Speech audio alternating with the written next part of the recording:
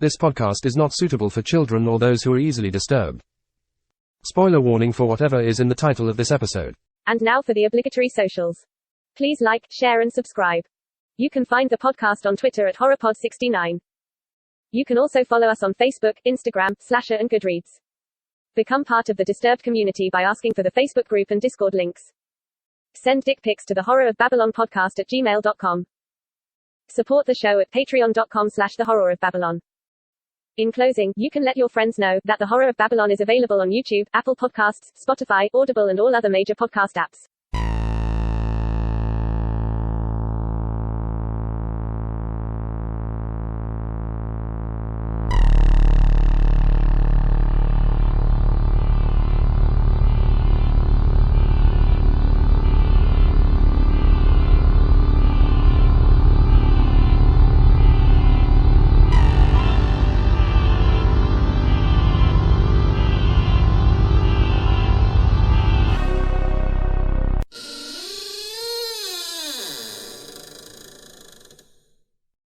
Welcome to episode 101 of the Dalmatian podcast. Did you spot that joke? Oh, I'm sorry. That was rough. Right now, you could call me a Deville, but I'm just being a little Cruella.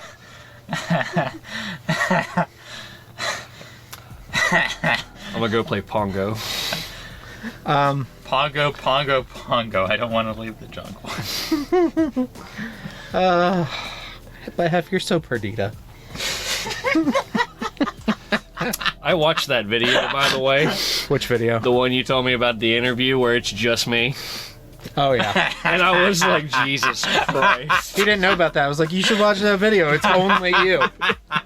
It was like the 007, like, zoom-in, like, lens thing. But what's great about that is really, other than, I guess, now that I'm doing some of those shorts, before you were the only one who actually put your face out there, which is why whenever I do memes, it's just your head. Watch Parasite Eve Part 2. I'm waiting. You'll see your head, too. Yeah, that was genuinely alarming when I watched that. I was like, oh my god, it literally is only me. Online. I know I've made shit up before, but not that. Speaking of making shit up, thank you to our patrons. Abigail the First, Breaker of Chains, Mother of Dragons, and Logan, the Full Metal Patron. And Ben the Fourth, Patron of Hope. And Mia the Fifth, the Rainmaker. She makes it rain, yo. And thank you to Horsemen Comics and Gaming, which you can visit at the Morgantown Mall in Morgantown, West Virginia, the Mall at Robinson in Pittsburgh, Pennsylvania. You can shop online at shop.fullhorsemancomics.com. And if you do check out their store, say hello to the proprietor, Ronpachi Sakamoto. He is the disturbing guy in the tracksuit lying on the couch in the back of the store. Do not touch his paintings. But if you want to listen in on the cell phone call where his daughter castrates him, that's fine. That's totally fine. I know. I'm mixing the movie and the book. If you die in magic, you die in real life. I quit. Trigger warning, death of children, rape, sexual violence, gun violence, suicide, totalitarian governments. Anything else? Lots of Japanese names that you may or may not be able to pronounce. It's phonetic. I do get confused with a lot of the characters. I do okay. Yeah. I thought it was a choice to, if there's a group of 6 girls and you name 3 of them Yuki, Yuko, and Yuka. Yeah. That was a choice. I guess that could happen though, and like. Well, sure. Like yeah. in my choir, we had either 3 Kaylas or 4 Kaylas, but I don't know. Yeah. They happen. If you're not entrenched in the culture, it's hard to distinguish. Yeah. Our history with Battle Royale. So I saw the movie originally. Oh my god, that's been 10 plus years ago. And I remember not really liking it. And then at some point, I think Viz did their big omnibus kind of style I think books. Where they like call it the Ultimate Edition. Yeah, the Ultimate Edition. Like they were hardcover. They're really nice, honestly. Like I have what they were originally released. I think is like 15 volumes, and then they crammed them into 5. And I have all 5, and Sell them. no, like I would. it's for. I don't. I hate the idea of selling something that much money. Yeah, but as That's soon as they like- reprint them, and But then I guess you get to keep them with no guilt. Well, Yeah. I mean, I don't know. Like, I always have the thing in the back of my mind where I'm just like, Yeah, if they reprint them, I get to keep them. Well, printed media, like, and maybe it's just me being out of touch, but I feel like printed media is just not really something people go to for manga anymore. They reprint a bunch of manga. I mean, they just reprinted all those Meisani Kokus. They reprinted all of the Junji Ito stuff that had like releases back in the 90s. I don't know. They reprint a bunch of manga. I don't know. Well, I mean, maybe I'm wrong. I don't know. I get nervous whenever I have the idea of like selling something, one singular item for like several $100s. Like, it just makes me anxious. I don't know why. Making money makes me anxious. Well, on eBay, I mean, if I can't see the person, it makes me nervous, I guess, is the simplest way I can phrase it. I'm a millennial. I prefer not to see the people I interact with. Same. But that's where I experienced it the most was after the movie, was I bought those books as they came out, and, I mean, strictly better than the movie, so it worked out. That's overall my experience with, like, the actual... And then I just read the book for the podcast, like, I don't know, a month and a half ago.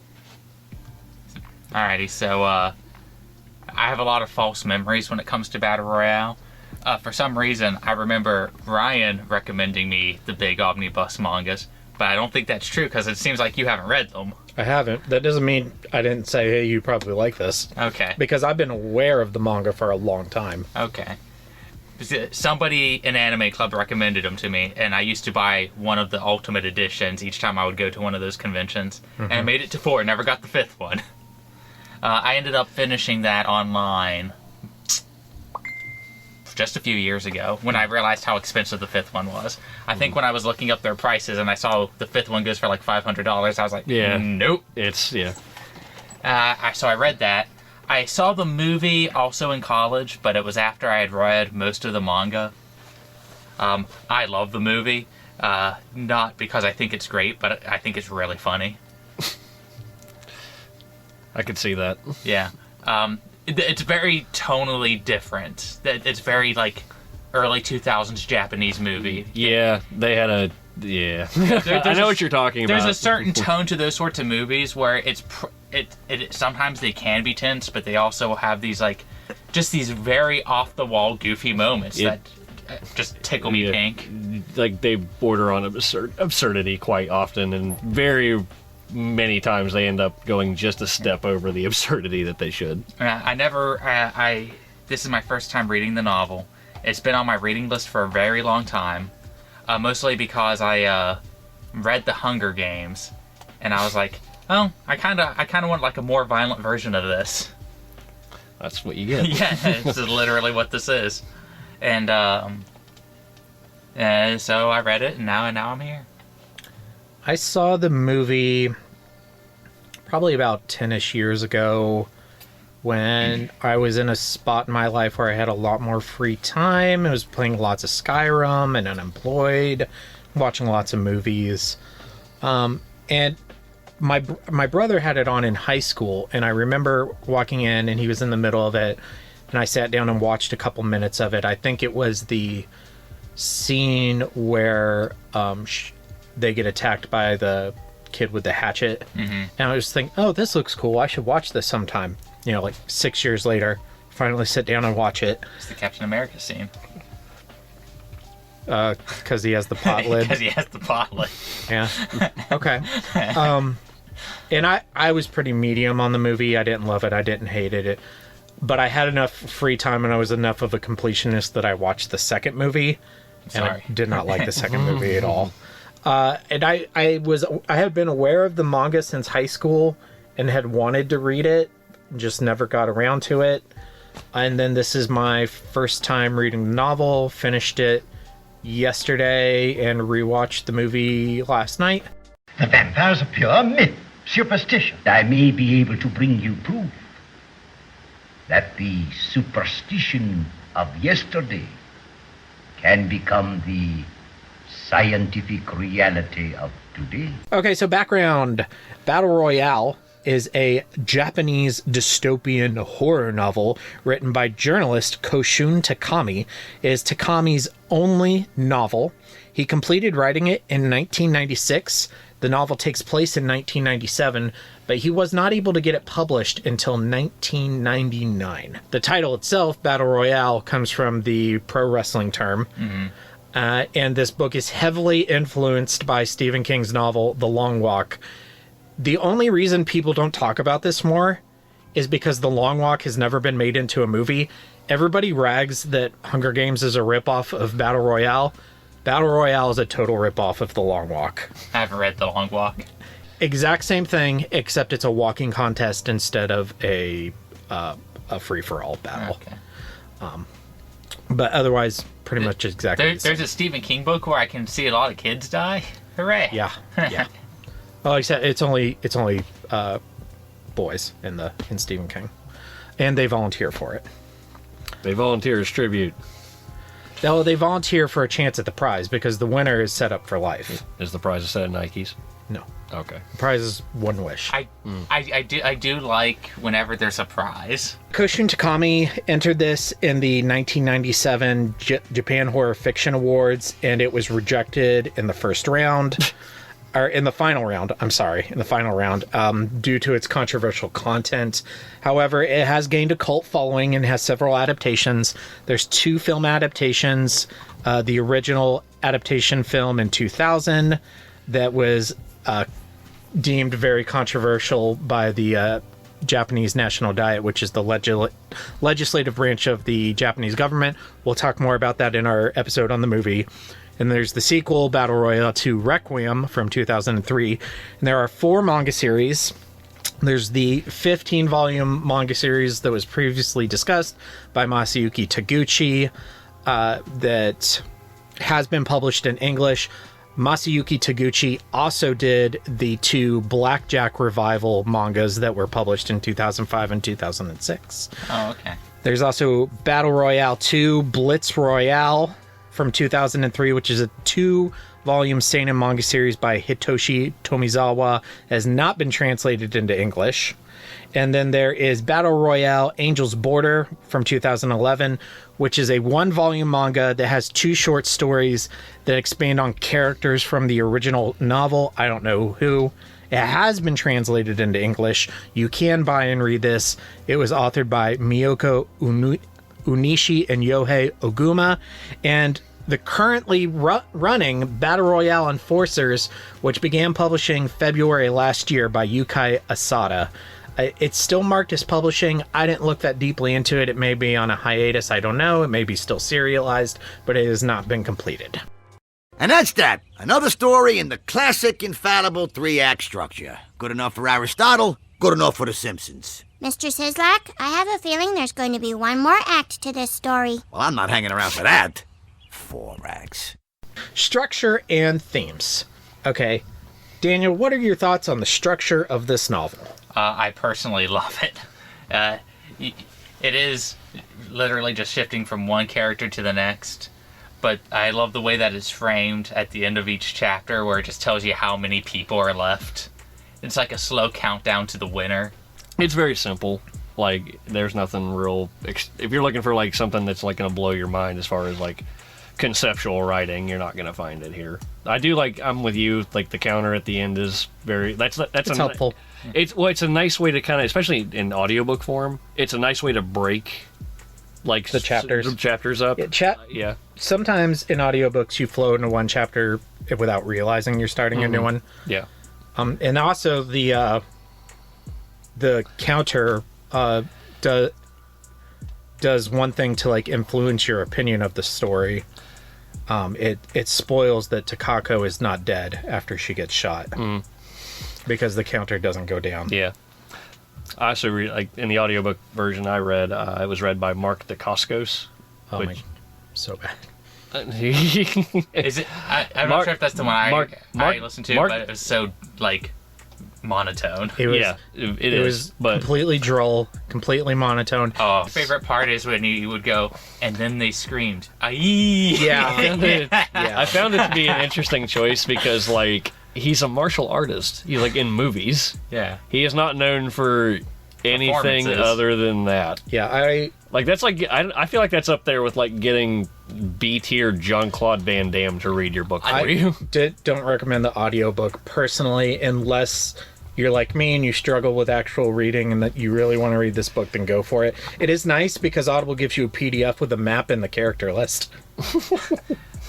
I think they should have Chris Rock read it. I don't think Chris Rock would read it. Start in a Saw movie, he might. Maybe. Yeah.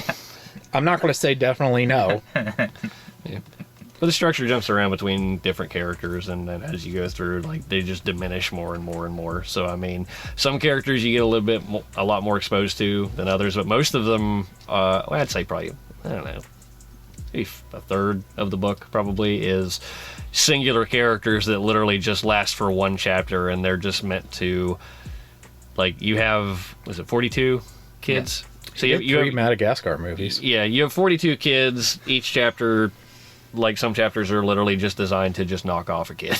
I mean, it's awful to say, but that's what the purpose is. That's the game. Yeah. So, I mean, I didn't actually count, but I'm going to assume that it went through all 42 kids in the class. I didn't count either, but I'm pretty sure it did, because, I mean, it counted them down. Yeah, it's like at the end of every book, you get, like, a countdown. Each one of them are named and numbered. Yeah. I think the movie does too, but the movie does like some shortcuts and like groups a bunch of them together. Yeah. Yeah. It makes it go a lot quicker. And instead of like one couple committing suicide in the movie, there's like 3 couples that commit suicide because it's like, all right, we got to get through these kids. Come on. Couldn't you have just done 30 kids instead of 40? No, we're going to kill them all. We're going to kill them all. No, we'll get there. Okay. Themes. Dystopian. It's very much a dystopian novel. Daniel, do you want to talk about that? Yeah.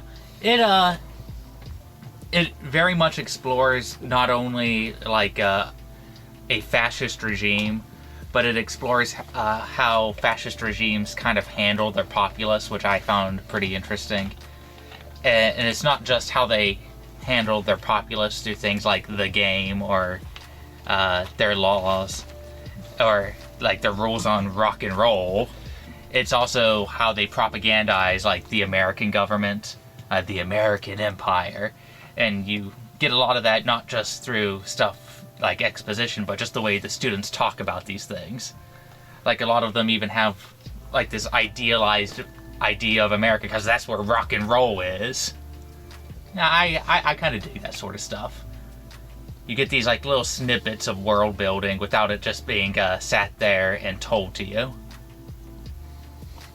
We have like a lot of the students, like, dialogue is very much based in, like, what they...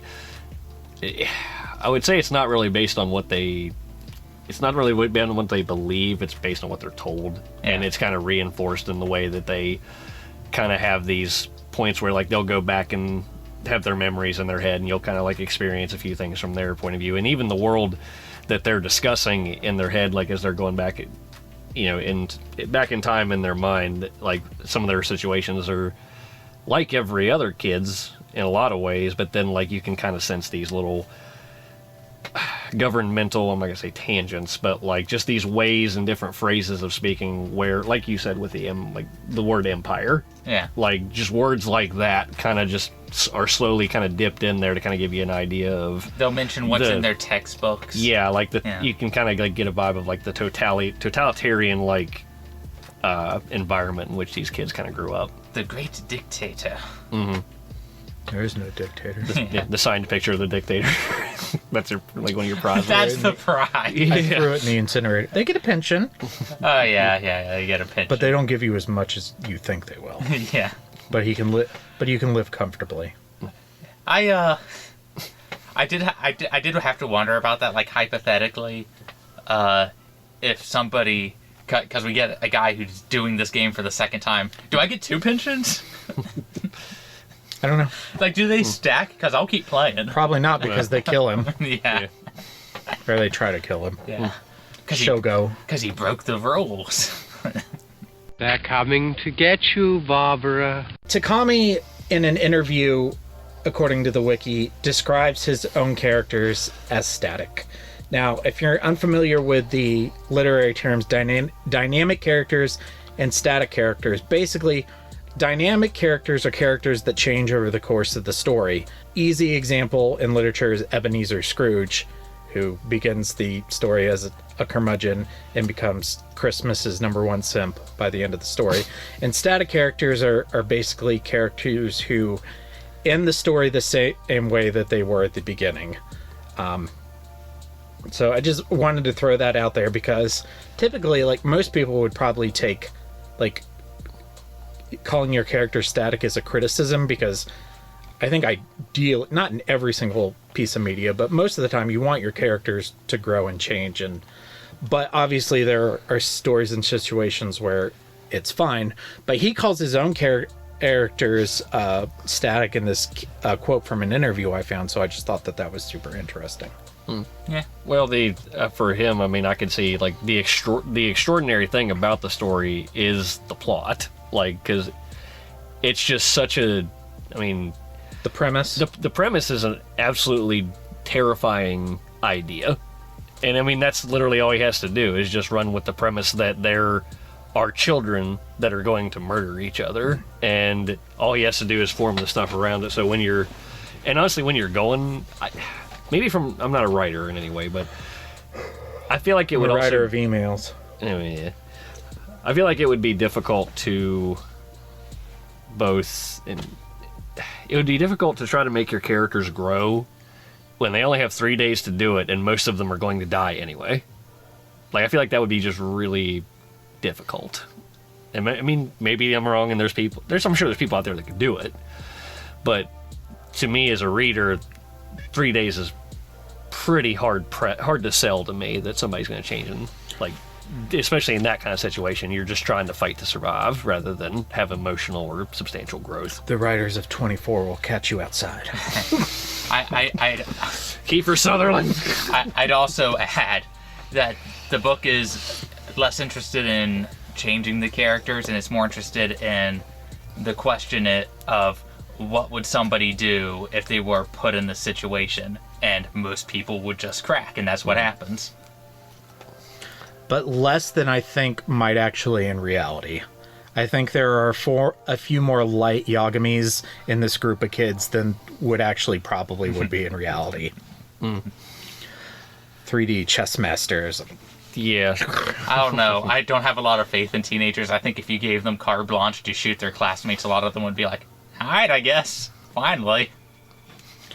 No, I'm just saying that there's more characters in this book that were intelligent about it than I thought there would most likely be. Some like there were too many kids that were too smart. Yeah. I think in reality more of them would crack. Yeah. Oh, okay. Yeah, no, I agree with that. Okay. I think it would be more like a 40-2 split. If that. Probably. Yeah, something like that. Okay. So let's talk about these characters, and we'll start. Hey Ryan, who do you have a crush on? Zooey Deschanel, Emma Watson, Mavis, Bryce Dallas Howard. Not the boy who can play rock and roll. No. Okay. Shuya is an idiot. He is. Shuya Nanahara, aka the good boy. I'll just go ahead and give you my descriptions of these various characters. The good boy, the good girl, looks like a bad boy but is a good boy. The bad boy, the bad girl, the karate kid. Yeah. Okay. Thoughts on Shuya other than he is a baka? I suppose he's supposed to be your sympathetic character, I guess, because you spend most of the time with Shuya. He is the protagonist. So he's like, your remark about static makes a lot of sense, because I feel like Shuya is very much who the reader is supposed to kind of feel compassion towards, because like he borders between being an optimist and a realist, which is that's tough to sell as a character sometimes, because he wants like you said, he's the rocker. He wants to look forward to something. He wants to achieve his dreams. He's like the dreamer that just wants to, go off to America and be a rock star or stuff like that. But there are points in the story where Shuya does exercise like an element of realism where you can tell he's trying to think really hard. He just can't quite get there. So I think, to give examples, the characters who are optimists in this book, to me, are the ones that refuse to play, be it the couple who commit suicide or the two girls who get on the megaphone and try to reason with everybody. And the characters who are realists are the ones who play and try to survive. Shuya is in the middle, whereas he's not willing to play, he's not willing to kill outside of self-defense. And the one thing I do like about him is that he never really compromises that throughout the story. Like, I'm gonna protect Noriko, I'm gonna try to save myself and also Shogo and as many other people as I can. When I get backed into a corner, I will protect myself and my allies, but he never like turns to the dark side and starts playing the game. Yeah, I think Shuya is actually probably, if we're talking like character depth, I'd say he's probably the most depth as far as a character we get in the book. Mainly just because there's points in the book when you're reading through Shuya's perspective where, like you were saying, like there's some kids that play this game that are way too smart. Like just way, way too smart. And Shuya is like is the character that like he feels like he's just smart enough. Like he's not really he fights with himself a lot. Like he doesn't really have a complete conviction in what he's doing. He has feelings that he's supposed to like follow through with. He keeps himself from panicking and he tries to analyze the situation and come to the right decision. Trouble is he's an idiot and he doesn't know what he's doing, and if it weren't for Shogo, he would have died. I agree. But also that makes me that's where I would go with like he's a fairly deep character because he is an element kind of kid-like in that he wants to think, he wants to be able to do the things he's wanting to do, he just doesn't know how to. He is a kid. Yeah. I think he's actually a pretty good character because he goes back and forth a lot, and I feel like as a kid stuck in something like this, that is very likely to happen. So I like Shuya. He is an idiot, but I like Shuya. I agree. He makes some very questionable calls. Pick up the crossbow, you idiot. Yes. I admire his optimism, even if I probably would have called it a little bit naive. If I would have known I was in a class with someone as smart as like the third man, I probably would have been like, yeah, no, this is the guy we need to find. I mean, he says that throughout the whole... He's looking for Shinji the whole time. But that's what I mean, is him personally, he's not like this hyper-intelligent, unbelievable guy.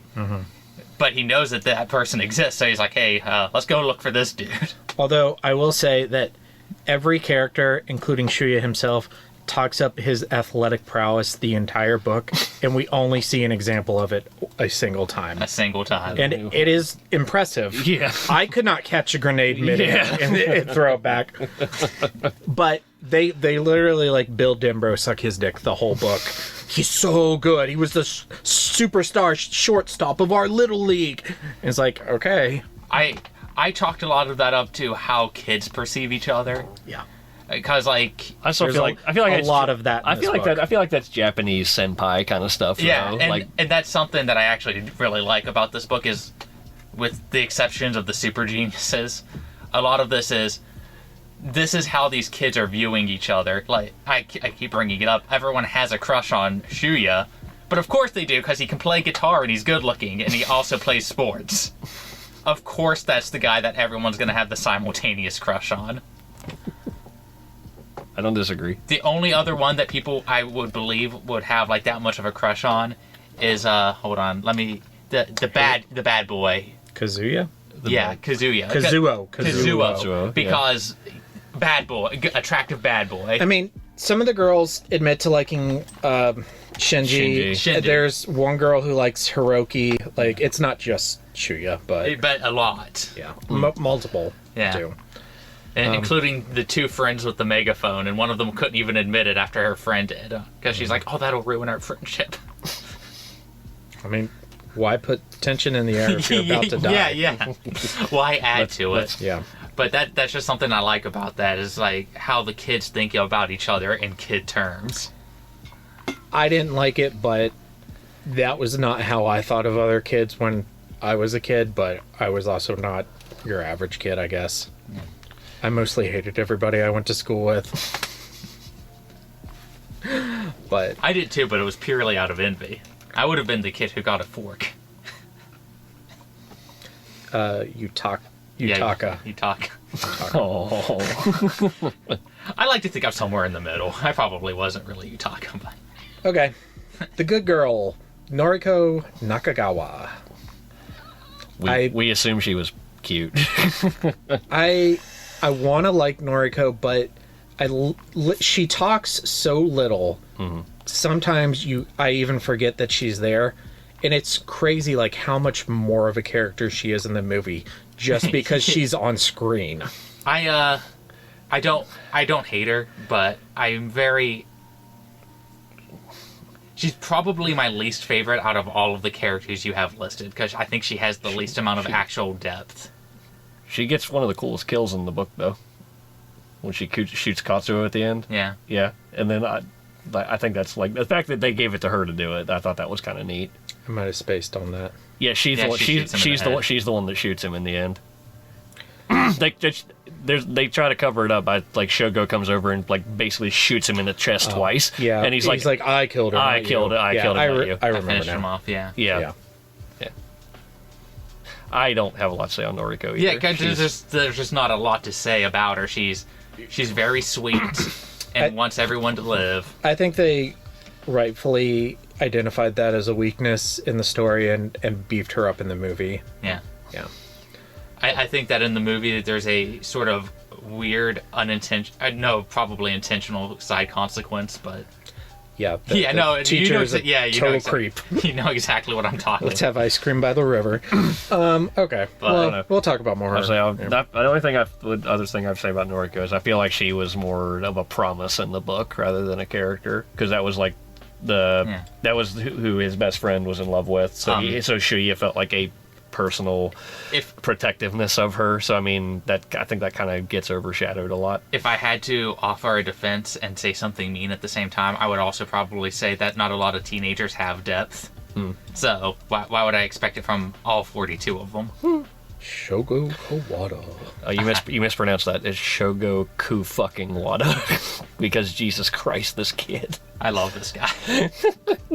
He is an unbelievable character. Yeah, I know. He is unbelievable. But like you know how I have a penchant for the Hey Buddy character? This is the Hey Buddy character. Hey Buddy. I have no real defense. I just enjoy him. How is he Hey Buddy? They made him. I mean, but he just shows up randomly. He's just like, "Hey, you guys want to try to get off this island?" Yeah, sure, okay. I think you guys make a cute couple. And I want a happy ending. I like that enough as a motivation.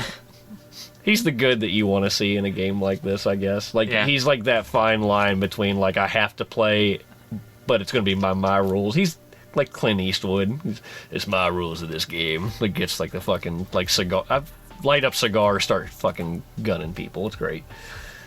I liked him. I liked how much he smoked. I just didn't... the Wild 7 cigarettes. I liked the character. I did not like how smart this kid was, and the fact that like everything was kind of built up, like where they talked to you a little bit about how his plan was to overthrow the government after he got out, and then he just randomly comes back into the game, and he's just so good. The level of PTSD this kid should be dealing with. If this is his second round, I refuse to believe that he functions this highly. That's where I would throw it. He doubled down. He would have had to. Takami was so out of convenient explanations for things.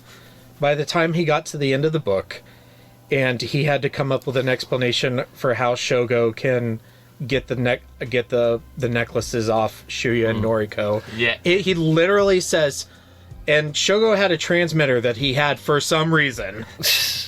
I'm sorry, you can't invent a dumbass backstory about his uncle who gave him a transmitter and he kept it in a necklace around, like... That whole last scene throws me, because I hate how... I disliked how they actually... How they just explained it. Like... They don't explain it, though. Well, I mean, but he tries to, though. Like, he has this whole thing where he's just, like, where the... I can't remember the fucking guy's name. He says that Shogo hacked the government files and got the blueprints on the necklaces, right. And he uses a transmitter that he happened to have to undo it. That's not explaining it. No, I mean, but I'm... Okay, let me rephrase. What I didn't like was that they... have open dialogue between Shogo and the director of whatever the fuck. Kenpatsu Sakamochi. Yeah, him. Like, where he knows that's what he did, whereas let's say we're a first-time reader, right? Like, we're reading this, and, like, we're just in complete awe of this book. Let's just go with this random assumption. You get to that point, and then they start explaining how Kenpachi knows... That's the Kendaichi moment, where Kendaichi gets everybody in the room and he explains how he knows who the killer is. I mean, but that just... Like, I feel like that would have been... I don't know. I think that could have worked if it would have been set up. And the problem was they did not really, like, leave a trail of breadcrumbs for you to follow to go, this is the bad guy piecing it all together at the end. It's the bad guy, I'm going to explain to you the plot convenience. I would have found it more believable if he was just sitting there getting in, talking to Kenpachi about whatever, and then all of a sudden Shuya just bursts in with the gun and he just, like, shoots him or whatever like that. I'm like, whoa, what? Wait. Like, yeah, you have questions. That's what happens in the movie. But it's not, is it? Yeah, that does sound better. They choose not to explain it. See, that's, I think, the weakness. Like, they try to explain it and they can't. Like, I feel like that just should have not even been the a movie thing. fixes most of the problems in the book. If I had to guess, I think he wrote himself into a corner where he's like, these are the three I want to make it till the end, and he just didn't think of a plausible explanation by the time he got there. I just hate that he included the words, for some reason. He had a transmitter for some reason. Yeah, well, yeah, because he had to put it all there. I know. I can't tell you how many times when I'm sitting there writing something and I go, I need to come up with an explanation, and then I end up having to rewrite an entire chapter because I want it to make sense for this later chapter. Because I don't want to use the phrase, for some reason. Yeah. And this guy is a way better writer than I am. But I don't know about that. This book has a problem of over-explaining a lot of times. Like, there's just sometimes when over-explanation is just not needed, but they're going to give it to you anyway. But I feel like he wrote himself into this corner where he had two choices. He could have had Shogo actually betray them, which would have been the realistic outcome. Or he could do what he wanted, because I get the sense that this is what he wanted to do. He wanted to have, these guys are his survivors. These are the characters he likes. This is what he's built up. Mm-hmm. But he didn't have an explanation fully planned, so he just went, well, here it is. Sure. And he tried. Yep. Sometimes I don't give a lot of writing advice because I think I'm very mediocre when it comes to it. But, like, when I'm sitting there reading it, I go, if a writer writes themselves into a corner, they should just accept the corner. And sometimes you don't get the ending that you were planning on or that you wanted. And that's better to just go to the logical conclusion. Which is probably what I would have done if I would have gotten there. I would have just had Shogo kill them. Yeah. Which would have been a bummer, but I mean, that's the game. I mean, the whole book's a bummer, so. Yeah. But that's where I would have gone. I probably even would have still had Shogo bleed out at the end. Everybody dies. Okay. Yeah. No winner. I mean, I would have preferred that to the epilogue that we got, so. Cool. The bad boy, Kazuo Kiriyama. I love this dude for one very stupid fucking reason. That he flips a coin to decide to play. I think that there's just something about an over-intelligent, like, sociopath going, and just takes a coin out and goes, I'm going to base everything I choose to do from this point on this, because I just don't have any feelings on it one way or the other. He would be my favorite character if they didn't give a stupid explanation for why he has no feelings. Oh, about the little thing that is just like, he didn't know that there was something in his head poking on his sympathetic and it just destroyed all the nerves in that part of his brain, and he has no emotions, and nobody ever knew. That's another... He could have just been a sociopath. That's another... Like I said, they over-explain a couple times. It's kind of... Several times. If I were an attorney arguing for bloated novels, this would be Exhibit A. I've worked with some people who have become like this from traumatic brain injury, so it didn't bother me. I didn't really have like a super opinion. I mean, I guess you have to have a climax, right? Yeah. And I mean, you need a good, like, even in stories like this, like, if you just have everything be completely normal, like, I guess it's hard to grab a clutch and like come on something. At least in this one, you have kind of a villain.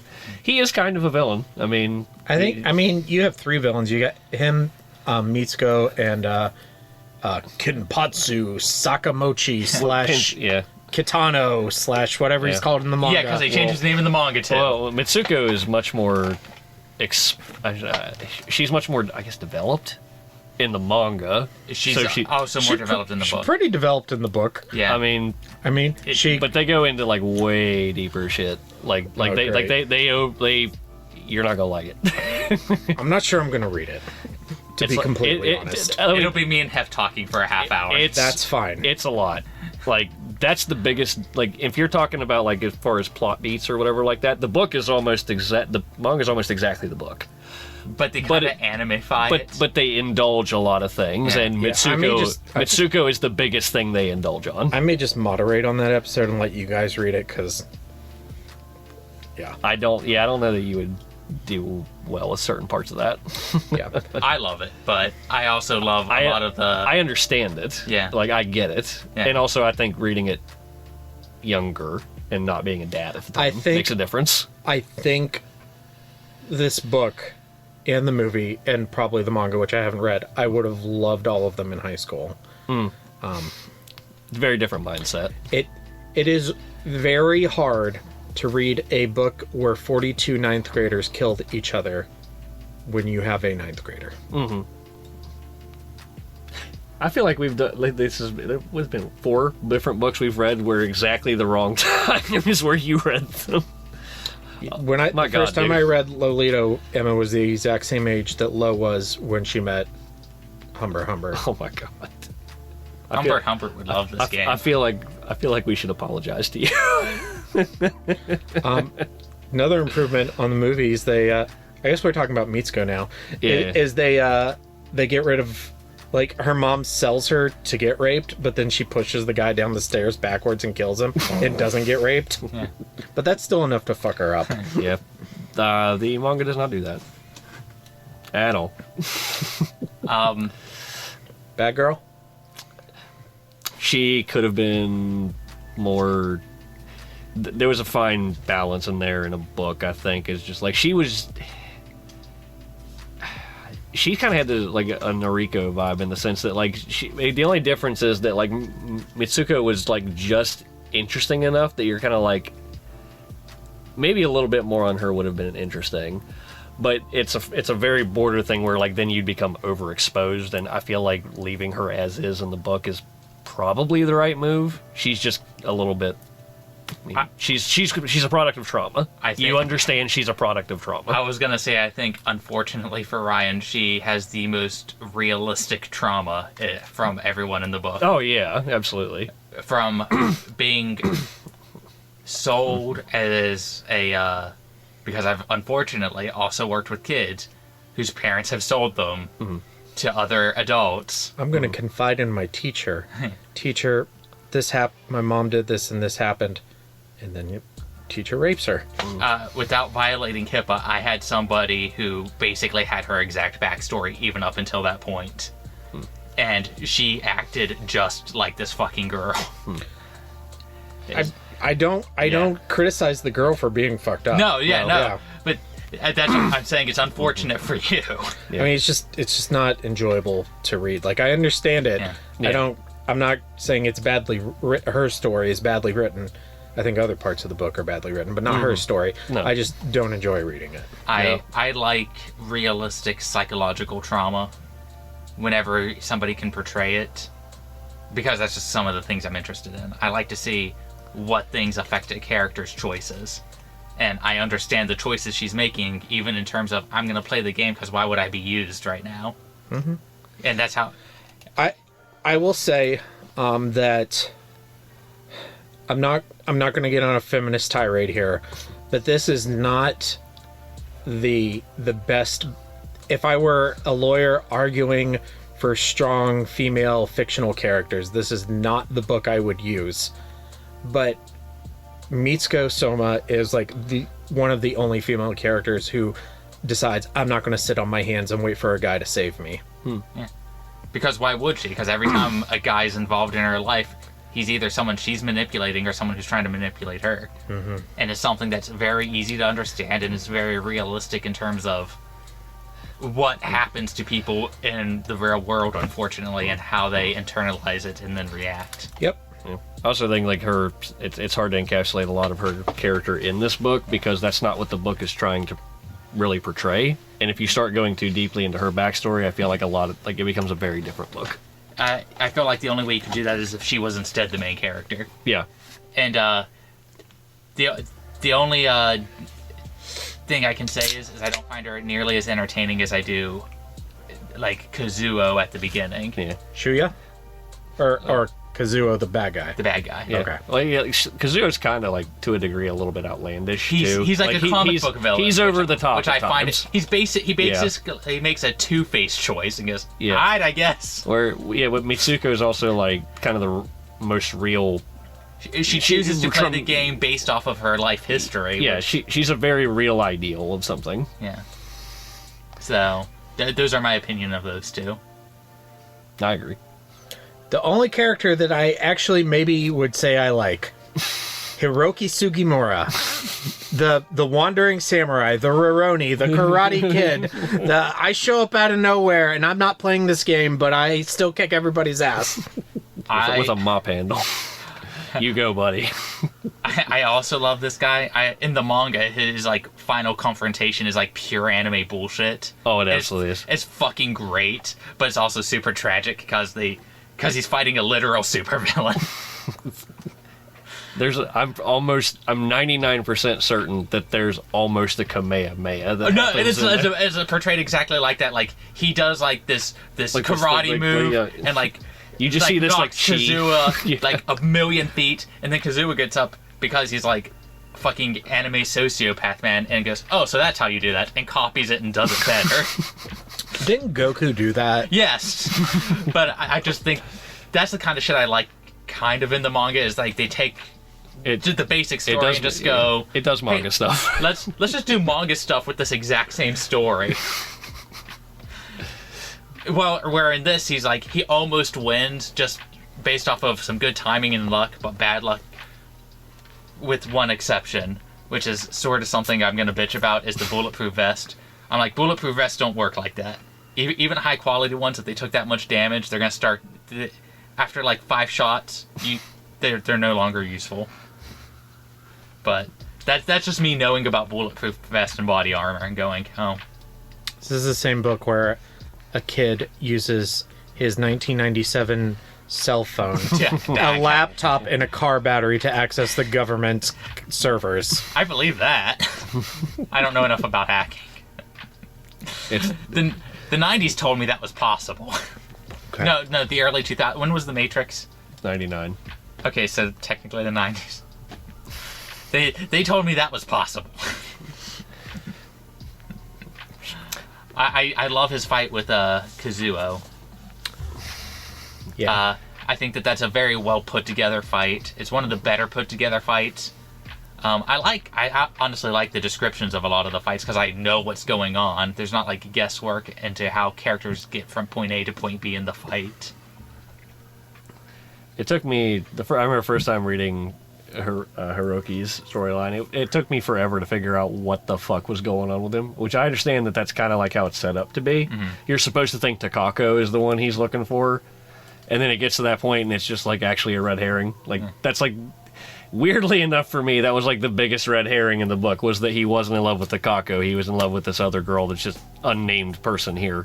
I was just like, what? I like that because it just shows that boys and girls can be just friends. Yeah. And that's okay. I did. I liked that. I liked Takako, but my issue was that was like, okay, so obviously then he has like some other motivation for finding this other girl.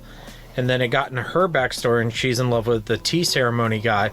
So in my mind, I'm like, okay, so maybe Hiroki is the tea ceremony guy's brother, and that guy's actually in love with this girl, and the whole reason Hiroki is doing all this is to get a message to him that, no, my brother actually loves you, and he just hasn't told you because you're not 18, and no, he just likes her. I could be wrong. I like that you went deep with that. It's been a while since I've read the manga, so I could be remembering it wrong. I remember it being a lot more elaborate in the manga. And also Kazuo kills them and not Mitsuko. Well, in the manga, too, like, I think every character gets a pretty deep dive because of, like, how long it is. Like, they get... And it's also visual, so they can show the deep dives with pictures. Well, and that's where I would argue that, like, the manga has a better grasp of what it's doing. I'll tell you right now, out of all three, the manga is my favorite adaptation. I really like. I think the it manga. does the story the best. Yeah, the expressions and stuff. And I animation. love the art. Oh yeah, so much. Yeah, they pull you in a lot more with the artwork. I think and that's its biggest strength.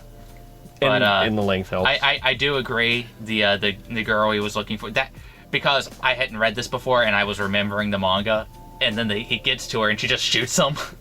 And I'm like, man, that was kind of a wet fart. I was okay with that. And then she does, there's like, no, he's just there because he had a crush on her. Yeah, that's what I was disappointed with. Because I thought he had some deeper motivation. But no, it's just like one girl was his best friend and one girl was the girl he had a crush on, which I guess, that's fine. It's just... I honestly would have... I built it up in my head. I probably would have flipped them. I would have had him find the girl he had a crush on first and then go after his best friend that there was no actual romantic entanglement with. Yeah. I could see that. I think Hiroki is probably, like, as far as a character in the book, is probably who gets, like, the most injustice in the end. Because, like, I feel like, I may be misremembering, but I feel like he gets shot, finds the girl he likes, and then just dies. And he just gets shot by her again. And just dies. Like, it's just... That's it. That's all you get. And then Mitsuko Soma comes out and kills that girl. Yeah, I mean, and then Kazuo comes out and kills Mitsuko. Yeah, and I'm just like, what? That's it. But I mean, that's gun violence. People get shot and they die. I understand, but like, it was still like, I don't know. I was disappointed. I'm used to there is melodrama in this book. I won't say there isn't. But I'm used to like manga melodrama where like all of these scenes kind of tie together and there's sort of, I don't want to call it poetic meaning, but there's something visually interesting going on all of the time, where it's just kind of like, okay, now they die. So, I haven't read the manga, so I don't know. But from what you guys are explaining, it sounds to me like the two different ways that war movies are portrayed. There's, or any like war media, there's All Quiet on the Western Front, where people just randomly get shot and they die because that's what happens in real life and it's sad and it sucks. Or there's the Red Badge of Courage, where everybody makes a dramatic speech. You get your last stand, like he dies fighting the main bad guy. Yeah. Where I actually prefer the former to the latter. It also could be, I'd say it's very much based off of, like, experience. Like, I just remember reading the manga and having just such a hellaciously fun more time with it. Reading the manga first also probably painted what I was expecting. It does paint a lot about this. Because I did this all in reverse order. I did the manga, then the movie, and now this. Yeah, the book is very, tone-wise, I would say it's very different than what the manga... The manga and the book are very different in terms of, like, what their tone is, I would say. So, I can understand what you're saying, and I would say, yes, you're probably right. Okay. I hate the third man. You hate the third man? I hate him so much. And so much so that I was considering just straight up quitting this fucking podcast. And then he died, and the book went up like 2 letter grades. I think he's also better in the manga. He gets a little bit of a his is like he doesn't even get a payoff. It's just like mournfully sad the way he goes out. One of the things that they kind of do in this, they do it in the book, but they do it a lot more in the manga. Is what was his friend's name? Yutaka. Is how much his friend is frustrating him because his friend can't do anything and keeps fucking up his plans is really played up in the manga. Mm-hmm. So you understand how he's getting frustrated and is super stressed by the time everything goes to shit. Mm-hmm. Where in this, like, you get like a couple lines of frustration, but then it's kind of forgotten until he finally collapses after shooting that other guy, which Keita, which gives away their position, which gets them both killed. Mm-hmm. But his friend wasn't nearly as insufferable in the book as he is in the manga, to where you're going, I can't believe I'm having to protect this guy. This guy is literally going to get me killed, but he's my best friend, so. He's just like plot convenience character. Like, I have a detonator. I just happen to have this detonator in my necklace. Something they kind of fix in the movie. Yeah. He's much better in the movie. I think that, like, just going, yeah, well, I can believe he can hack. I could believe he even knows how to make bombs. But just conveniently having the detonator with him, that's kind of where it starts to stretch my suspension of disbelief. Mm. Like you said, there's like 1 million light Yagamis. Mm-hmm. Well, there's 5, but... Yeah, well, 5 is too many. Yeah. I mean, it's the same thing with... Death Note was brilliant when there were 2 light Yagamis, and then they added a 3rd and a 4th, and it got less entertaining. Yeah. Nobody can be Brad Swale. True dat. To be fair, like, he owns that role. Yeah. Like, small tangent. Death Note is so much better with Brad Swale as Light Yagami. Like, I actually haven't watched it in English. It's really good. When I watched he does a phenomenal job. I've only watched it in English. When I watched it, there was no English dub. He does a phenomenal job. I'll take a potato chip and eat it. It's so funny. I love that. No, like the leading up to the final part or whatever like that, like you could, like the screaming desperation. Oh my god, Gary refuses. If there was an anime award show, he should have won some sort of acting award. He's my favorite anime voice actor. Yeah, he did like phenomenal. Godai, Katra. Who is this goddamn trash can out here? I know, he's so good. God, I'm gonna watch some Misani Koku tonight. I agree. Third Man sucks. Yeah, I didn't hate him. He's fine. I didn't think he's fine. I hate how much time it spends on him. Yes, I agree. That was ultimately, that's what kills it. It's the plot convenience. But if they didn't spend chapters upon chapters on him, like through part 2, it bounces between Shuya's group and Shinji's group, and then you get your one-offs. But you spend there's a lot of ink spilt on Shinji Mamura, and it gets aggravating. For me personally. No, I agree.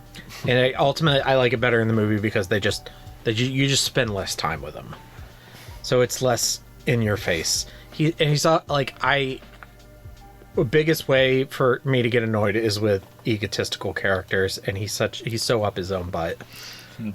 To be fair, he's a genius computer hacker. Who can have any woman at once without falling in love because he doesn't know what love is. Who's also the top athlete. Now, it depends on the sport. Yeah. In basketball, sure, but not in baseball. Not in baseball. The villain, Kenpatsu Sakamochi. He's a bad guy. I've never read or heard anything so easily said by somebody. I've never heard anybody so easily say, "Oh yeah, I raped her." It's like, Jesus Christ, dude.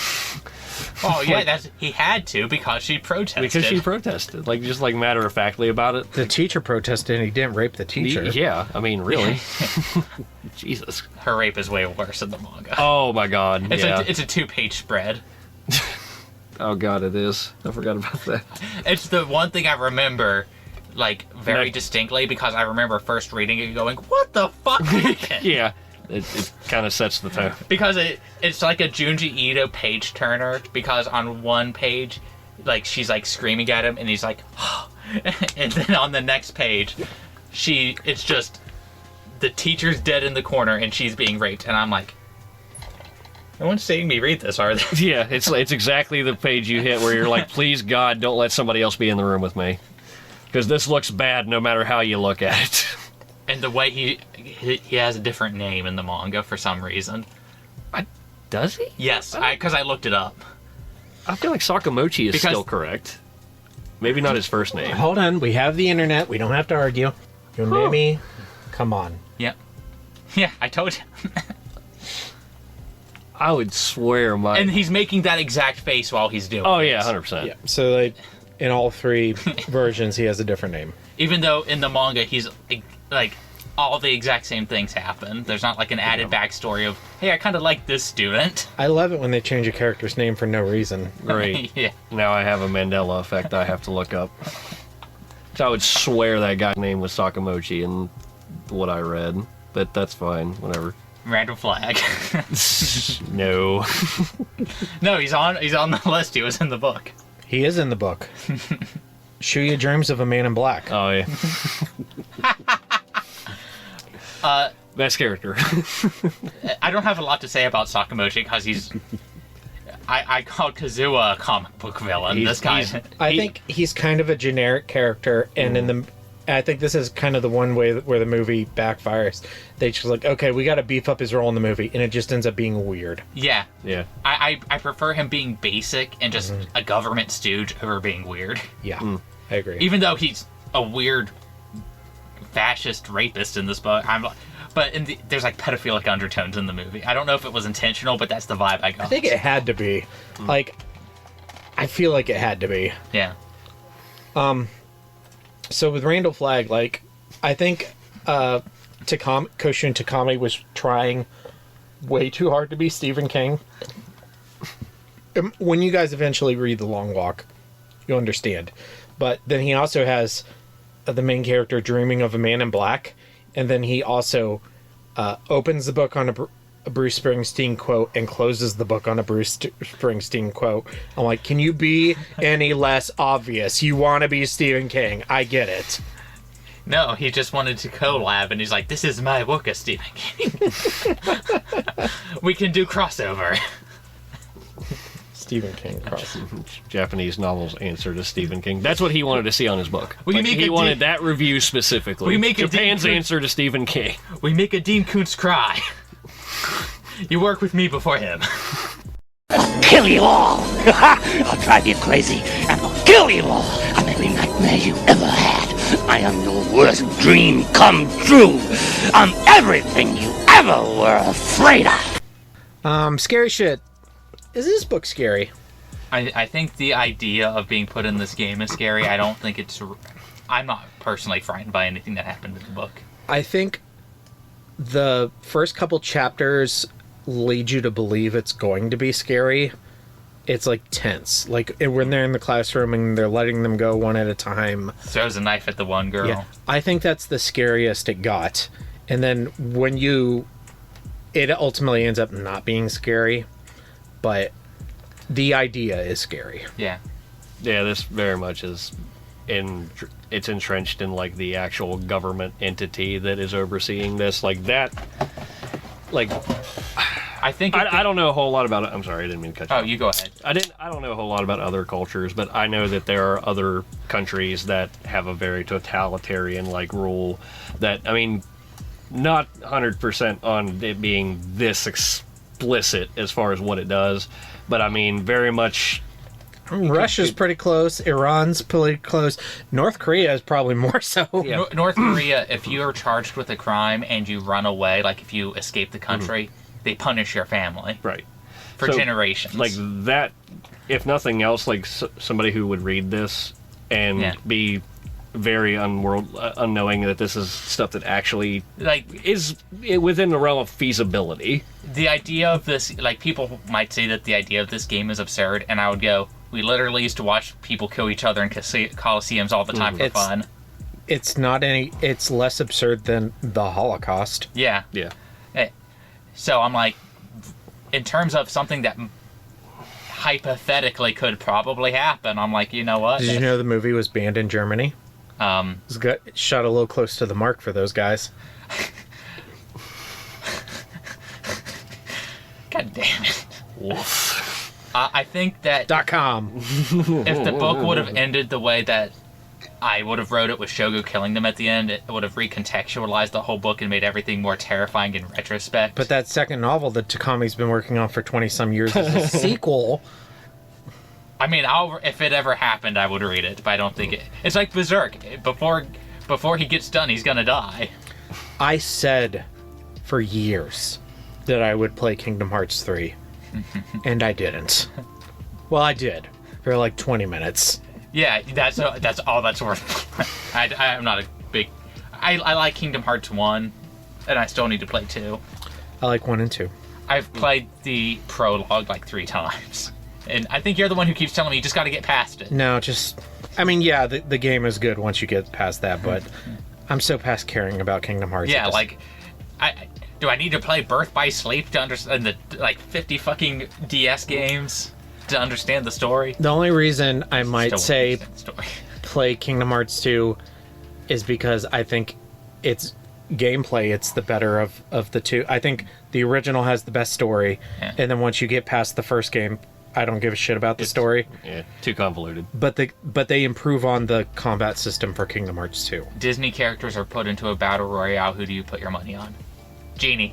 I mean, Goofy's a tank. He is. I mean, Genie is OP, but he has to be commanded by someone else. You know what? I command you to lose the game. What was that big black demon thing from Fantasia? The devil. Okay, that one. Fantasia had its anniversary 2 days ago. Huh. Cool fact.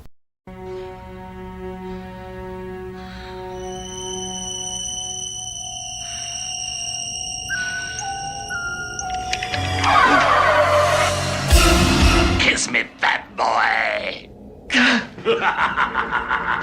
Where are we at? Kiss me, fat boy. I don't want to talk about any of the sex in this book. Another way that the movie is improved, it just gets rid of basically all that. It does imply that Mitsuko has sex with those two guys. I'm not sensitive about these topics. I even went on a tirade about how I like that psychologically. I just don't want to talk about it. Yeah, I don't want to talk about 15-year-olds boning each other. I just don't. I don't want to talk about a 15-year-old having sex with adult men for money, because why not? I know that happens. Yeah. And it's sad, but it happens. Yeah, like... And it contributes to her character. But it's like... I really just don't feel like sitting here and having like a long discussion about the scenes or how she tries to use sex as a weapon or the razor panties. She doesn't try. She does. She does. One of my favorite part about what he just asked us is he already put skip on the actual thing, knowing we were all just like, no, we don't need to talk about this. I still need to show you guys how to put razors in your panties. I'm good. I actually found razors earlier, and I was thinking, well, see, my thing is I wear boxers, so it would just, like, cut up my junk. It's a lot harder if you're a dude. Yeah. No, surely not.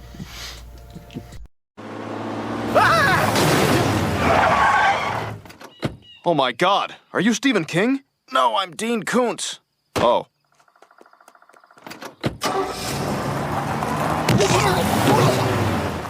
Kings and Koontz. Hef. Oh, yeah, let me get my book. William Fontaine Heflador Do Treve. What is your king for Battle Royale by Koshun Takami? I just like... Simple is I liked Shogo. I think he was... The best parts of the book, I think, are involving him. That I really enjoy. He does have some things I don't care for, but I was about 50-50 on the novel. So Shogo's parts are the stuff that I was genuinely, like, I was interested in learning about his character and kind of going through the adventure between him, Shuyila, and Noriko. Like, that was the power of the book, was that trio. Like, that's what got me through the book. That's my king. Am I doing Koontz too? No. No? Daniel, what's your king? The deaths. I think there is a good and entertaining variety. Cool. My king is Takako Chigusa, and her one scene where she comes across what's-his-face with the crossbow, and he's just like, "You're gonna be my woman," and she's just like, "Fuck off, no I'm not." And Grant, she kills him and then ends up getting killed by Mitsuko, which is sad and sucks. But it was a very Princess Leia, the fuck I'm not moment, so. She's the Dana of this book. She is very much the Dana of this book, yes. which I greatly appreciated because this book did not have enough Danas. Yeah. Who's Dana? Dana Jurgens from The Stand. Oh, okay. Hef, your Koontz. Okay, so my Koontz, I think, is the writing was just very stiff, and I think I mentioned this to you, where you brought up the comment that like Koshin Takami was a journalist, right? Yeah, so like very based, I imagine would be very based in fact, telling you what the details are, what the facts, things like that. Informative writing. Yeah, it also doesn't help that this book was translated from Japanese into English. Right, but because we don't speak Japanese, we kind of have to set that aside. Right. Yeah. But I feel like both of those put together makes the book at times feel very stiff. And it kind of makes sense as to why there's some stuff that's over-explained.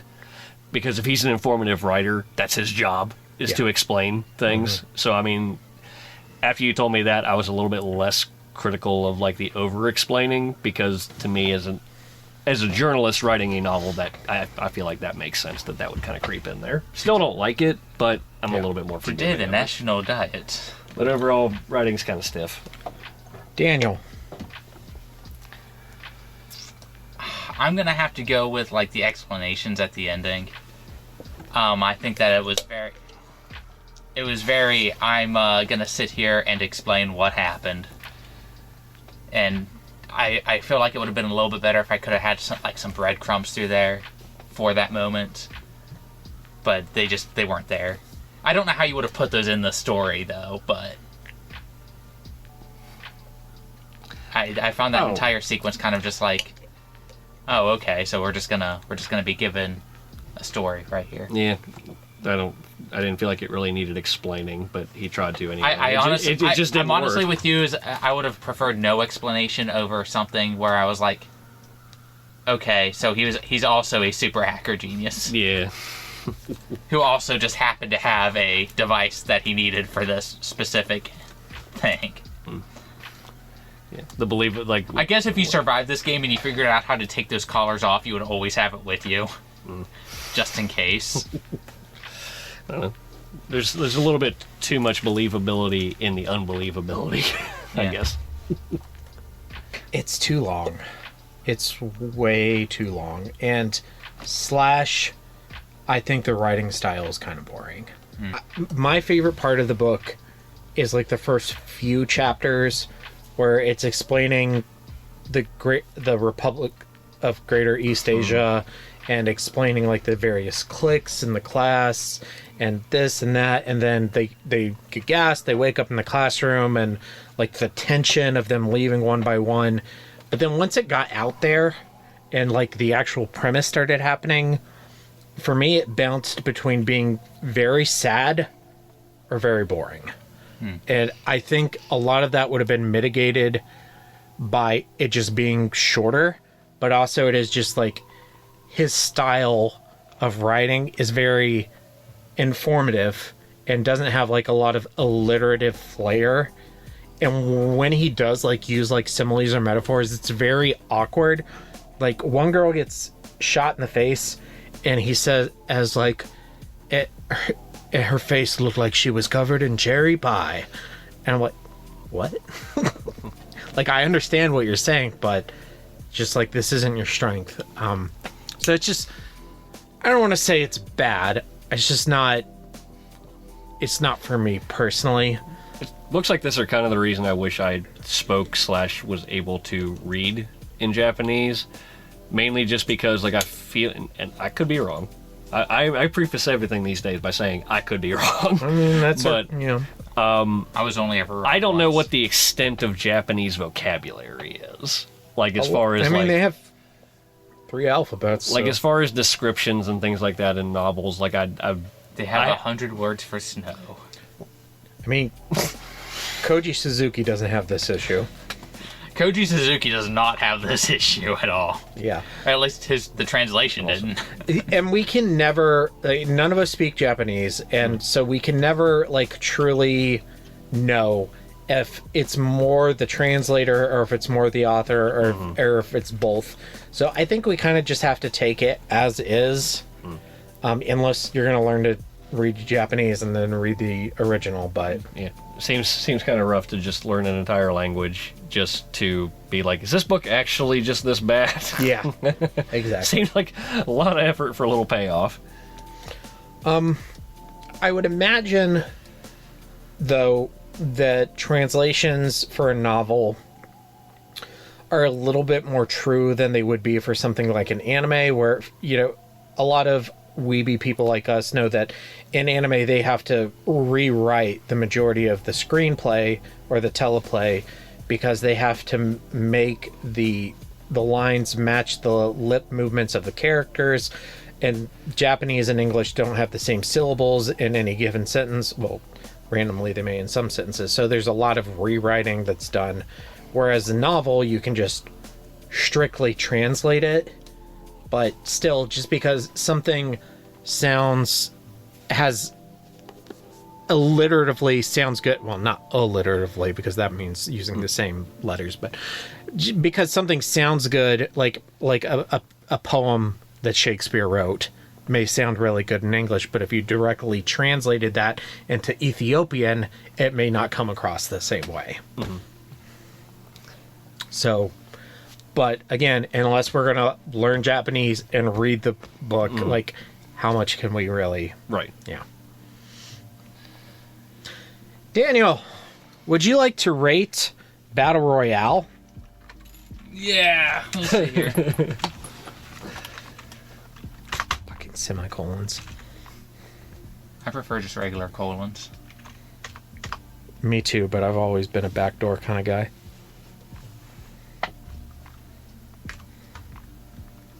I don't have a follow-up comment for that.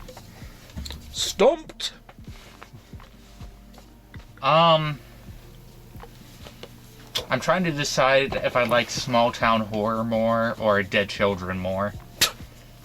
You know what? I get both in Salem's Lot, so put it right below Salem's Lot. So this would be your new number 13, above Powers of Darkness and below Salem's Lot. Yeah. Who's next? Ranking. Me. I have it as... Where'd I put this baby? My new number 23. Oh, a FNAF book beat it! All of them except for the twisted ones. Actually, I originally had it here at number 27, and I was like, this is just me being salty. And I bumped it up a few spots. But it's my new number 23, below the Fourth Closet and above River of Teeth. It beat the hippos. I almost, like, part of me was like, at least River of Teeth was over quickly. But there are parts of Battle Royale I enjoy. Overall, I would say I don't like the book, but there are definitely portions of it I enjoy. It's not a caper, it's a death game. Oh, God. Hef. Alrighty. It goes... It's at least your new number 12. It's at least... It goes right below Pet Cemetery, above Abraham Lincoln. It's your new number 10. Yes. Below Pet Cemetery and above Abraham Lincoln Vampire Hunter. Yes. Because you get Small Town and Dead Children with Pet Cemetery. You get both. I can recognize that Pet Cemetery is a better book. Yeah.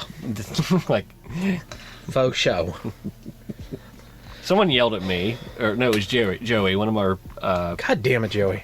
No, he was on your guys' side. He was like... Oh, yay, Joey. Yeah, no, he was just like, how did you not like Pet Cemetery? And I'm like, I think I explained why in the podcast. Did you listen to it? He said, yes, and I hate you. I'm like, I'm sorry. I mean, I don't know if I hate you. I don't hate you. I disagree with you, but I don't hate you. He was much more visceral. I mean, that's fair. Like, some people are like that. That's fine. I want to party with Joey. He does it in good fun. He also, he's the one that likes desperation way more than I think he should. Homework. Pick a high school or middle school class from some piece of media. Pretend they've been put into the program. Explain who would win and why. Choose some characters and explain, like what weapons they get, who kills who, what happens. Do we have a volunteer to go first? Okay, so Professor Xavier gets sick of everybody's bullshit. I like that. And he puts them all in the danger room. He puts them all in the danger room. And he doesn't tell them that the safeties are off at first. So, Beak gets sliced in half by a sentinel, and everyone's all like, and there's blood everywhere, and he goes, you know what? Only one of you gets to leave, and whoever leaves joins the X-Men, and it's Kitty Pryde because who can touch her? Colossus. Damn it! That's a good answer. In Joss Whedon's version of the X-Men, they're having sex, and she falls through the floor into Logan's bedroom. I don't know if I want to say hot, but... Well, I thought it was. Yeah. Just like my Japanese anime. So, my death game consists of a little group called the Breakfast Club. That works. I like it. Okay. So, and I can't remember characters' names, so I'm going to call them by their Emilio actors. Estevez. Okay, well, Molly Ringwald. Judd Nelson, is that right? Or Judd? I don't know. Yes.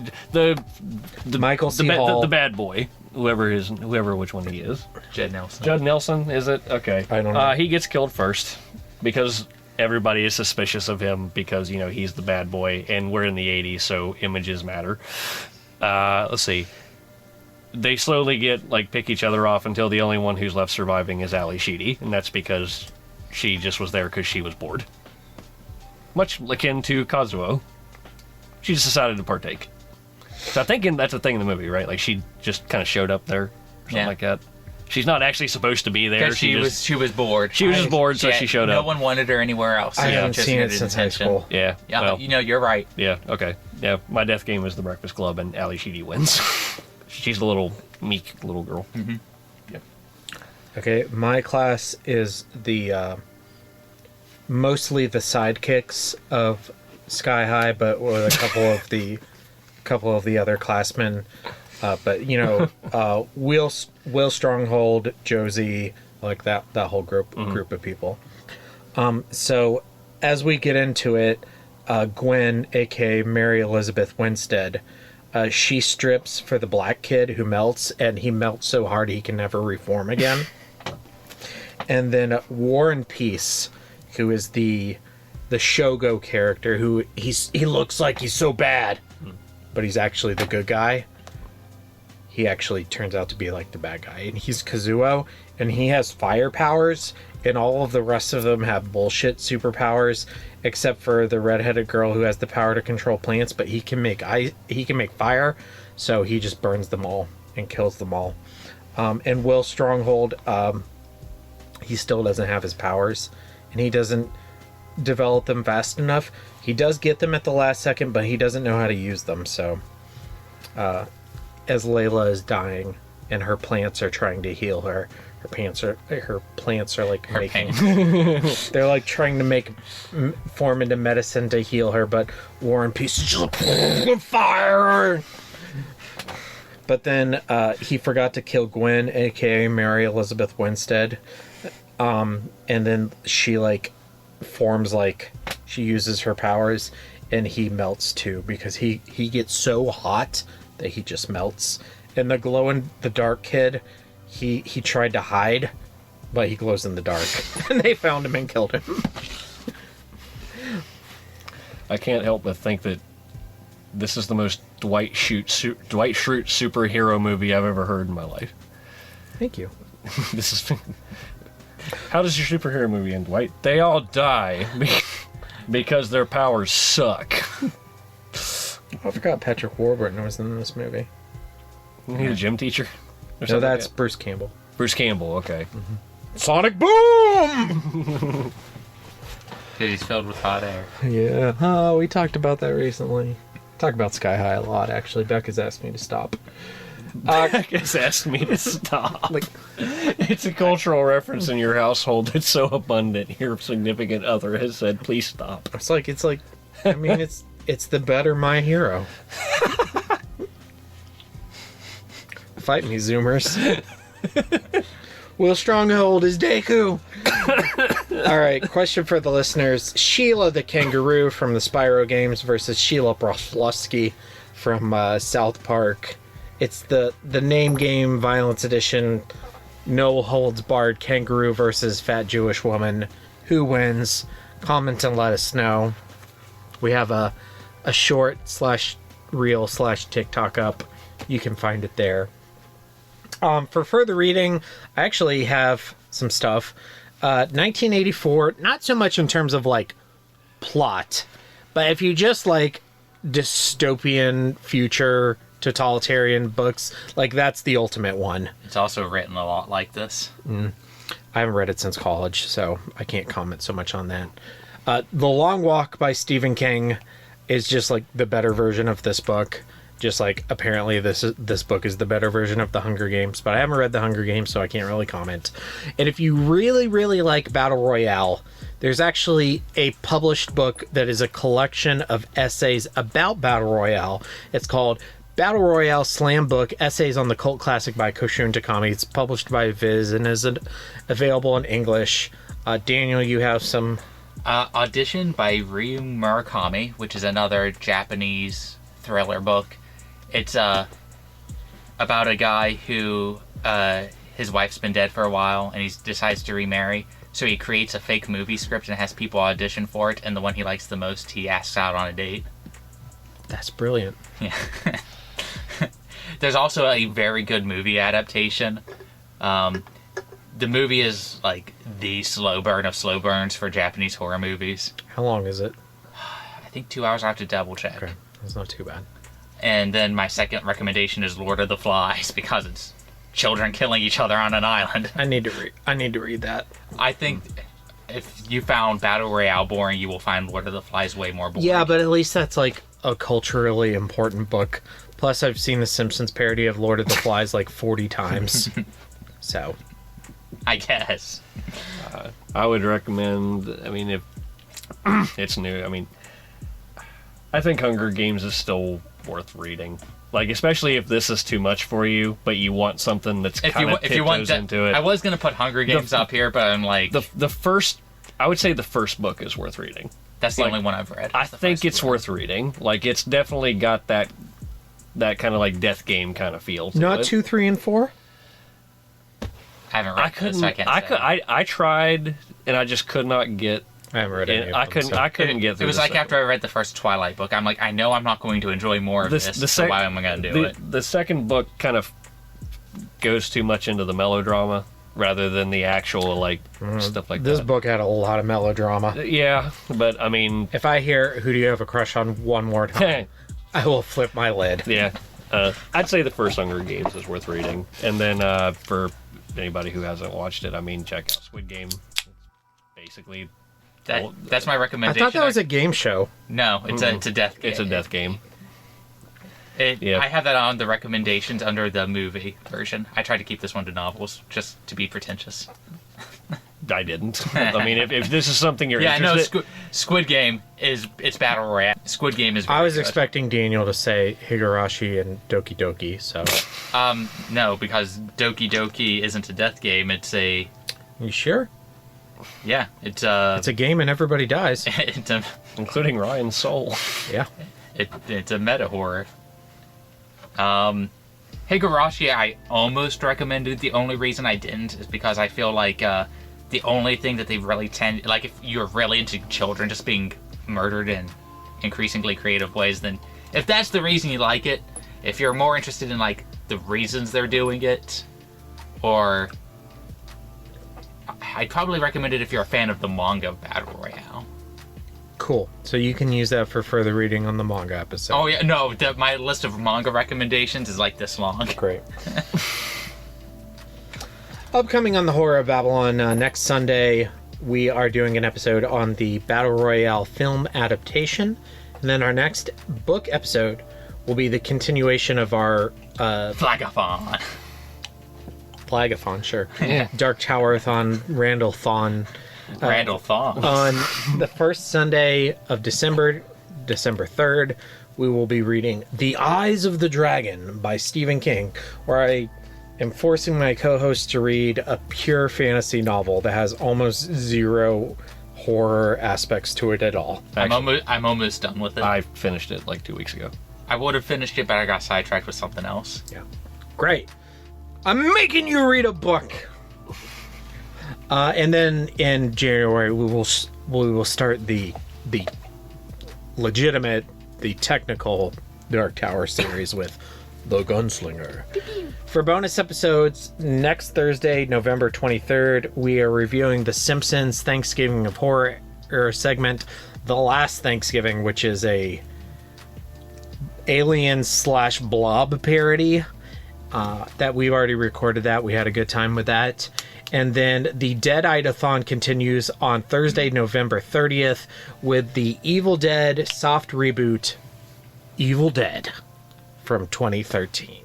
Daniel and I saw in theaters with Abigail the First, Breaker of Chains, Mother of Dragons, but not with... Logan, the Full Metal Patron, and Ben, the Fourth Patron of Hope, and Mia the Fifth, watcher of pre-shows. She makes it rain.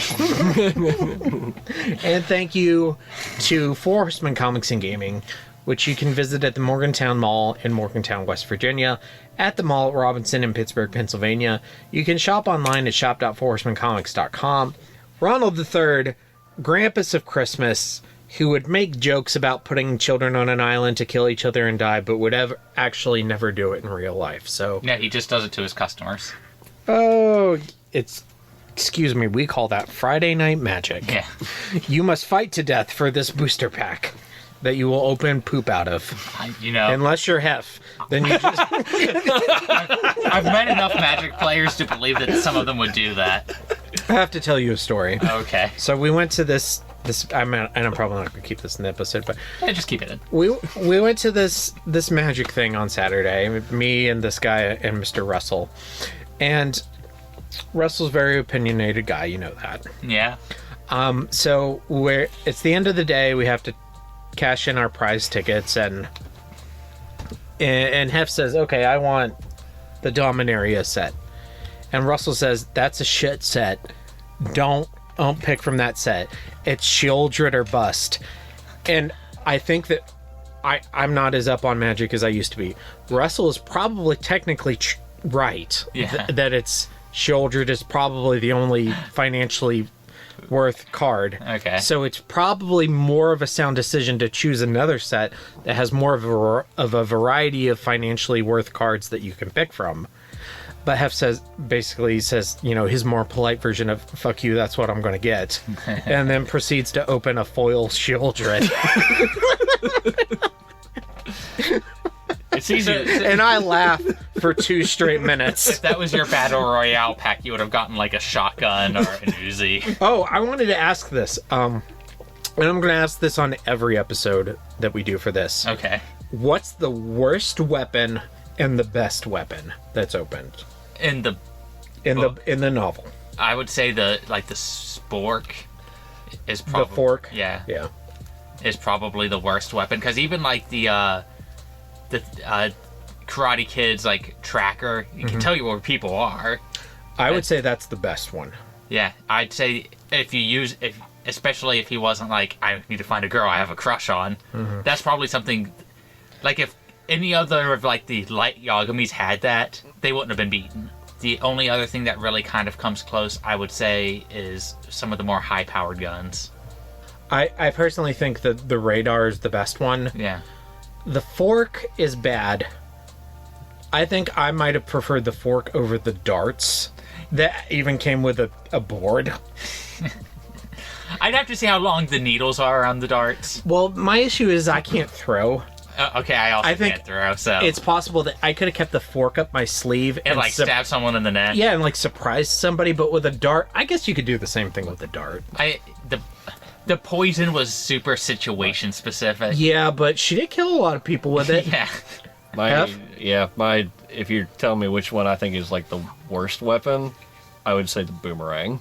Boomerang's pretty bad. Yeah. And I can tell you why, too. I forgot she even got that. Shuya gets it, I'm pretty sure. I thought Noriko Or it was Shuya or Noriko that got it. I think it's Noriko. Okay. But he got the boomerang, and, like, boomerangs are one of those things where, like, if you're a kid and you watch movies, somebody has thrown a boomerang at some point in your lifetime. I guarantee you, whoever gets that boomerang, first thing they're going to do is throw it.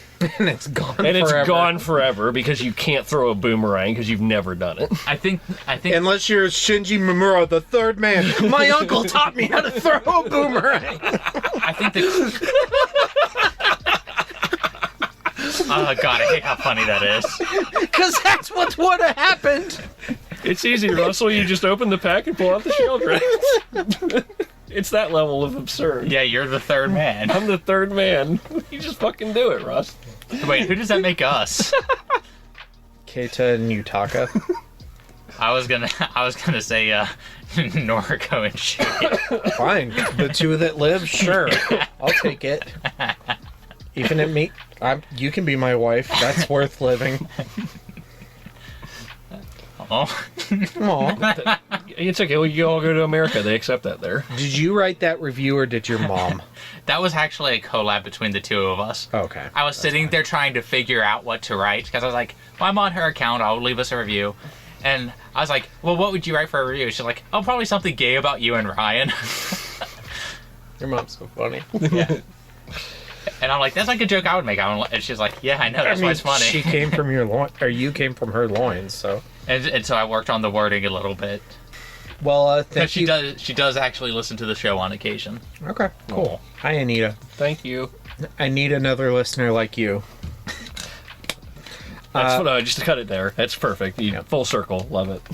Thank you for reading Battle Royale and recording with me tonight, Hef and Daniel. I feel like we should be thanking you because I had a blast, but not here 5 beers deep. I put it in timeout a lot. And I also, like, halfway through the Shinji Mamura crap, I stopped and said, fuck it, I just won't finish it. And I started a Star Wars book. And I got halfway through that Star Wars book.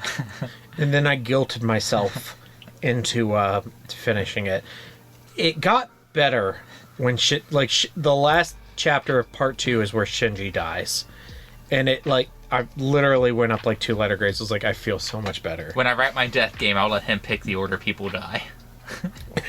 Shinji should die like Mr. Nobu. I'll just name one of the characters Shinji and kill him first. I can't think of a character named Shinji I like. Yeah. Granted, I can only think of 2 Shinjis off the top of my head, but I don't like either of them. I can think of 2. I don't know that you and I are thinking of the same Shinji. I know you're Ava Shinji. Yeah. Who's the other one? Shinji Mamura. Oh, that one. Okay. I was thinking that Shinji from the third man. The Full Metal Panic. The kid with the glasses who, like, in Fumofu, like, goes on a fucking tirade with the gun. You remember that at all? No, I've watched every Full Metal Panic multiple times except for Fumofu. I've only watched it once. I haven't watched Fumofu. Well, he's the worst one. Shinji's the kid that's Is he also... the mech nerd? Yes. Okay. That kid. Yeah, I believe his name is Shinji. He's not the most important character. No, not by a wide margin. But he's not Kearns Webber. He is not, or Melissa Mao. He is not Kurtz Weber. No one is Kurtz Weber. God. I'm so glad I'm not Melissa Mao because I would fuck Kearns Webber.